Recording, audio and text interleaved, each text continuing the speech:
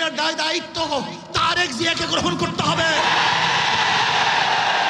এই খুনের দায়িত্ব মির্জা ফখরুলকে গ্রহণ করতে হবে। এই খুনের দায়িত্ব বিএনপিকে গ্রহণ করতে হবে। এই খুনের দায়িত্ব প্রত্যেক প্রশাসনকে গ্রহণ করতে হবে। আজকে এই মামলার যে বাদী একজন মহিলা, তার সন্তানে খেয়ে এসছে। এই যে তার সন্তান, সোহাগ মামলার এই বাদীর ছেলে, তার নিজের মুখে শুনেন মামলা দেওয়া হয়েছে, কিন্তু পুলিশ মামলা গ্রহণ করে নাই। পুলিশ তার মামলা গ্রহণ করে নাই। আজকে পুলিশ ভিন্ন খাতে এই মামলাকে নেওয়ার জন্য ষড়যন্ত্র শুরু করছে। সব জায়গায় চাঁদাবাজি, শরিয়াতপুর বাস সব বন্ধ। 16 মাসকে তাদেরকে বহিষ্কার করা হয়েছে। অথচ আজকে আপনারা দেখেছেন প্রেস ব্রিফিংয়ে, সাংবাদিক সম্মেলনে ঊর্ধ্বতন কর্মকর্তাদের কাছে বারবার জানানো হয়েছে, কিন্তু না, যতক্ষণ পর্যন্ত সব জায়গায় প্রচার না হয়েছে ততদিন পর্যন্ত বহিষ্কার করা হয় নাই। চাঁদা নিলে পুরস্কার, ধরা পড়লে বহিষ্কার,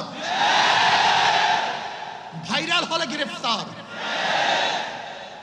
কি ভেবেছেন বাংলাদেশের মানুষ বোকা?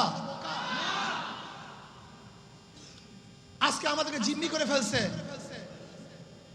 দল এই খুনের দায়িত্ব গ্রহণ করবে না। আমি স্পষ্ট ভাষায় বলতে চাই, এই খুনের দায়িত্ব তারেক জিয়াকে গ্রহণ করতে হবে। এই খুনের দায়িত্ব মির্জা ফখরুলকে গ্রহণ করতে হবে। এই খুনের দায়িত্ব বিএনপিকে গ্রহণ করতে হবে। এই খুনের দায়িত্ব প্রত্যেক প্রশাসনকে গ্রহণ করতে হবে।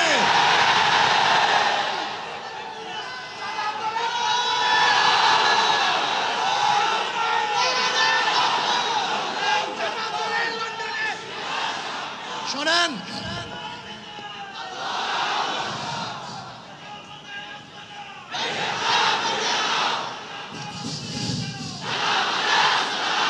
আমি মনে করি অবৈধ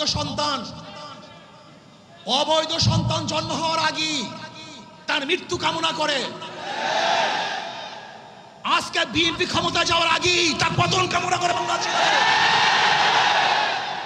বাংলাদেশের মানুষ চায় না এই চাঁদাবাজ, দখলদার, খুনি, ধর্ষক, জালেমের গোষ্ঠী বাংলাদেশের মাঝখানে বসুক।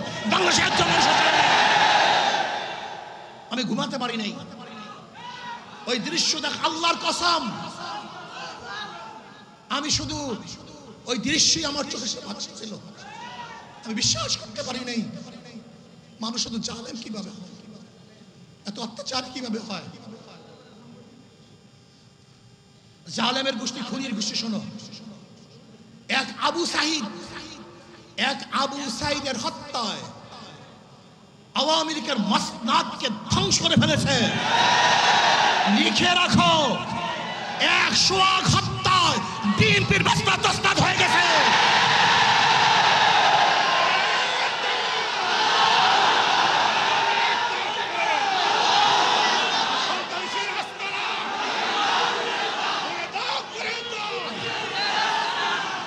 শোনো, তোমরা ভেবেছ গুম হত্যা মামলা বিএনপি ক্ষমতায় আসবে, এই ভয়ে তোমার সামনে সবাই মাথা নত করবে। শিয়াল মাথা নত করতে পারে, ইঁদুর তোমার সামনে মাথা নত করতে পারে, লুবিরা তোমার সামনে মাথা নত করতে পারে, দুর্নীতিবাজরা তোমার পায়ের মধ্যে তৈল মাধ্যম করতে পারে। অবৈধ ক্ষমতার যারা স্বপ্ন দেখে তারা তোমার সামনে গিয়ে মাথা নত করতে পারে, কিন্তু বাঘ তোমার সামনে মাথা নত করবে না।